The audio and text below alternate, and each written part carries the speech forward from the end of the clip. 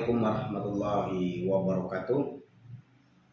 Masih dalam konten-konten jejak hantu yang masih menjejaki tahap perdana. Di kali ini, dalam penjelasan video ini, saya ingin menjelaskan sebuah manfaat dari serbuk besi, ya, serbuk biji besi. Serbuk biji besi itu termudah dan paling mudah didapatkan, insya Allah itu di bekas-bekas bengkel yang sering menggunakan gerinda. Terkadang di dalam bengkel itu atau di lokasi bengkel itu ada bekas-bekas serbuk besi.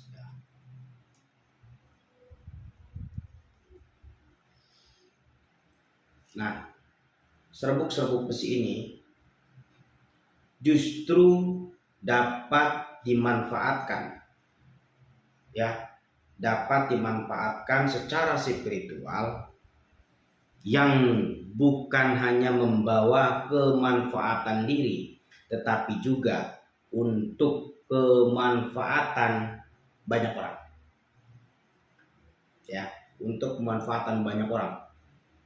Bisa satu RT, satu RW, satu dusun, bahkan satu kampung lebih. Hebatnya, para tetua-tetua dahulu, para pendiri-pendiri kampung, babat alas, ketika mereka babat alas atau ingin mendirikan sebuah pedukuhan, sebuah perkampungan, sebuah umbulan bisa dikatakan. Yang umbulan ini seperti daerah terpencil, di daerah terpencil, pedalaman, dan hanya terdapat beberapa kepala rumah tangga.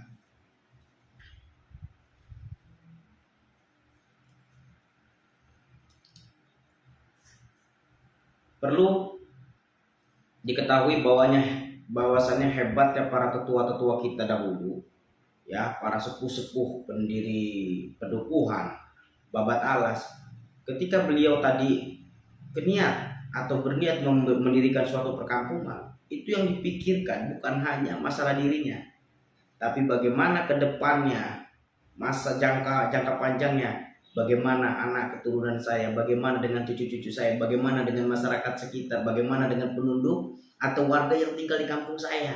Nah, itu begitu. Makanya kebanyakan juga di daerah-daerah tertentu, nama kampung itu biasanya diambil atau menggunakan nama pendiri kampungnya atau nama yang babat kampung atau yang babat alas. Ini untuk mengenang jasa-jasa para terdahulu. Nah, kita kembali pada hal yang sudah jelaskan pertama tentang serbuk besi, tentang serbuk besi atau serbuk biji besi. Serbuk besi ini atau serbuk biji besi ini secara spiritual dapat dimanfaatkan untuk mengamankan, untuk membackup, untuk membacking sebuah wilayah, sebuah perkumpulan, sebuah tempat, sebuah kampung, di mana apabila ada suatu kampung atau kampung kita mengalami tekanan dari luar, seperti sering terjadinya pencurian dari luar. Maksudnya pencurian dari luar itu begini, yang mencuri tersangkanya bahasanya atau penjahatnya itu bukan dari kampung kita, tapi dari kampung luar atau dari daerah luar, intinya dari luar daerah kita. Nah, atau sering terjadinya kerusuhan, jadi sering kampung sebelah atau kampung luar sering reseh di kampung kita, atau kadang-kadang mereka rombongan datang dengan suatu masalah sepele aja, tidak sedikit hal ini terjadi dengan hal sepele, tapi suatu kampung diserbu dengan kampung lain. Ini banyak terjadi.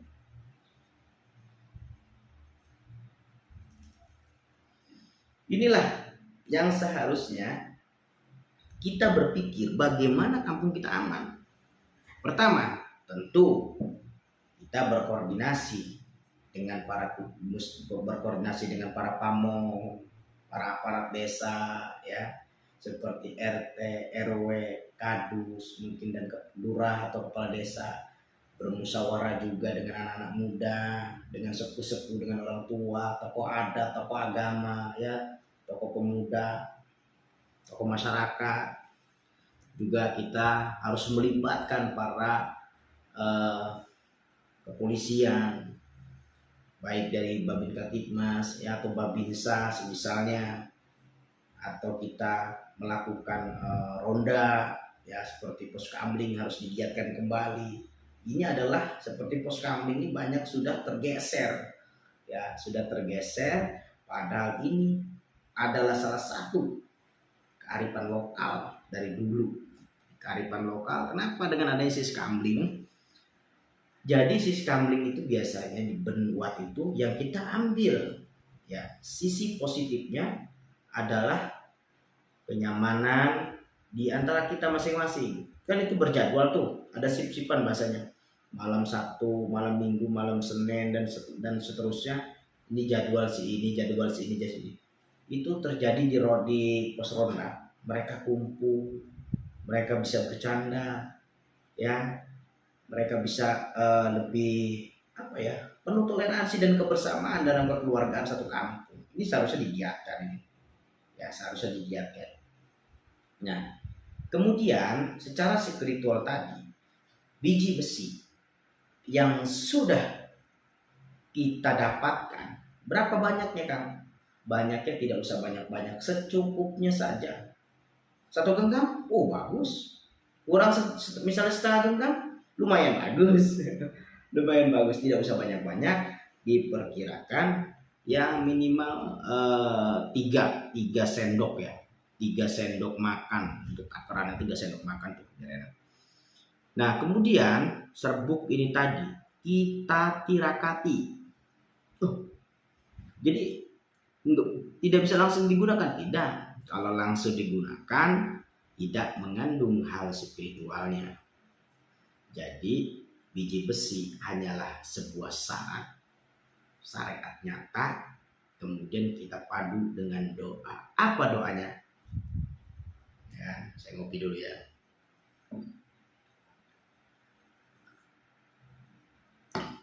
Doanya adalah ketika serbuk besi tadi sudah didapat, dan ingat, serbuk besinya harus bersih. Bila perlu cuci. Tapi hati-hati ketika mencucinya, jangan seperti mencuci benda-benda lain, karena biji besi ini kategori halus, bahkan bisa hilang kalau dicuci, ya. Jadi intinya adalah dipahami, diperhatikan tentang kebersihannya. Dikhawatirkan kadang nih campur kotoran tuh, ada kotoran yang lainnya, ya, seperti kotoran, mungkin ada jenis kotoran dari cecak atau dari tikus, namanya kan kita bengkel, ya. Bengkel itu kan tempat umum, ya, bengkel tempat umum, jadi harus diperhatikan, ya. Kemudian biji besi yang sudah kita dapat, kita bacakan surat Al-Ikhlas. Ingat, jangan skip video ini, ya, biar paham.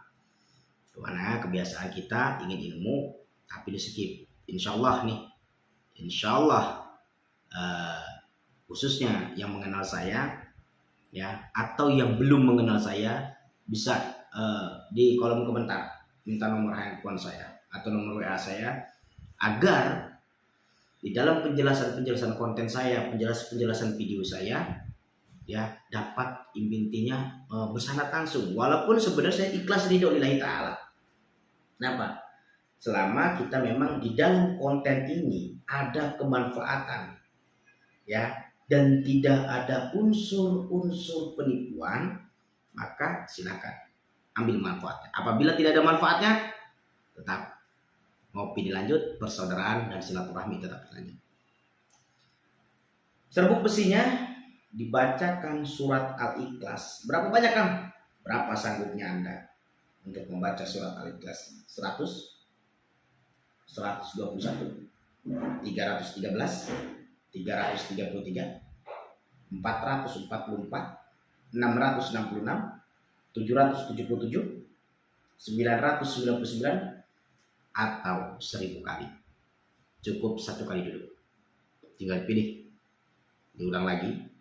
Ya, diulang lagi video saya. Berapa jumlahnya tadi? Itu yang dibaca. Cukup surat Al-Ikhlas. Kemudian setelah dibaca surat Al-Ikhlas, malam harinya boleh ba'da maghrib, boleh ba'da isya, boleh tengah malam, jangan lewat ba'da sholat subuh. Intinya ba'da sholat maghrib hingga sebelum sholat subuh. Serbuk besi tadi yang sudah dibacakan itu kita tabur di gapura, ya, atau pintu masuk kampung kita, pintu masuk perumahan kita, pintu masuk padukuhan kita, atau padepokan kita, atau perguruan kita, atau sekolahan kita.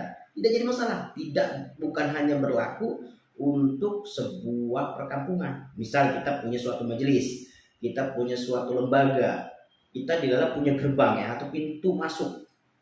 Boleh pintu masuk depan, boleh pintu masuk di halaman luar. Silakan.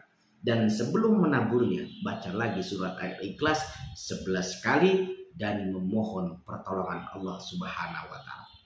Semoga kampung kita ya Allah, semoga daerah kita ya Allah, Allah lindungi. Bukan hanya harta bendanya, bukan hanya orang yang ada di sekitarnya, di dalamnya, tetapi semua yang mencakup di dalam perkampungan itu atau sekitarnya, serta anak keturunan hingga nanti akhir hayat, hingga nanti mungkin kampung itu sudah tiada lagi, atau mungkin hingga sampai nanti kiamat. Tidak ada kemungkinan kalau Allah sudah berkenan, ya. Maka mudah-mudahan dipahami, jangan di skip videonya, dipahami, didengar secara jelas. Apa yang saya jelaskan tadi sudah insya Allah lebih jelas. Dan ingat, bantu share, bantu like, jangan lupa subscribe ya. Anda di dalam konten saya ini silakan berkomentar ya, berkomentar. Di dalam kolom komentarnya adalah apa yang Anda butuhkan, insya Allah akan saya bantu. Dalam arti begini Kang, saya ingin ilmu ini atau sejarah ilmu ini, karena dalam keilmuan saya lebih suka mempelajari sejarahnya dulu, tidak langsung pada poin-poin keilmuan. Karena guru saya mengajarkan ya, beberapa guru saya, tidak semua, beberapa guru saya, beliau mengajarkan sejarah ilmu dulu. Misalnya tentang ilmu A, beliau terus menjelaskan tentang ilmu A dulu, setelah paham baru ini ilmunya, ilmu A-nya. Itu kenapa? Karena bagi kami atau menurut penjelasan guru ya, sebelum mengamalkan ilmu sangat bagus agar kita memahami sejarah ilmu ini, sehingga sampai tidak sanadnya kepada Rasulullah SAW ya, atau setidaknya, mohon maaf, setidaknya sampai kepada para ulama-ulama terdahulu, sehingga insya Allah para ulama-ulama terdahulu sanadnya hingga ke Rasulullah SAW. Semoga kita, terkhususnya kaum muslim ya, terkhususnya kaum muslim kelak bukan hanya menjadi saudara di dunia tapi hingga di akhirat, dan semoga kelak kita adalah seorang muslim, seorang insan, seorang individu yang Allah berkahi, bukan hanya hidupnya, bukan hanya umurnya, tetapi juga Allah berkahi ilmunya, Allah berkahi harta bendanya, Allah ridho dengan hidup dan umur kita serta seluruh keluarga dan anak keturunan kita. Mudah-mudahan kita kelak salah satu yang mendapatkan syafaat dari Rasulullah SAW. Assalamualaikum warahmatullahi wabarakatuh.